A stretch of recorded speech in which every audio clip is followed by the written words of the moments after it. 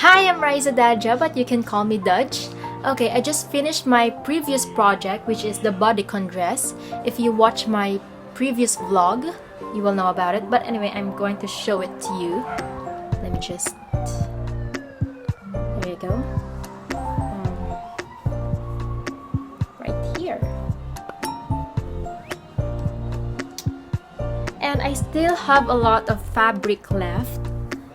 Like, I don't know, maybe 2 yards. This is long.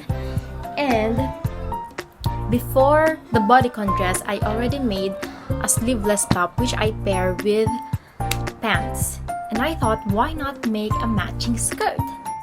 And I'm also debating whether to make a trouser pants.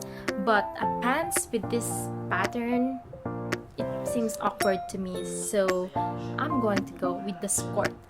Okay, I have here my favorite short, and I'm going to be using this as a pattern. So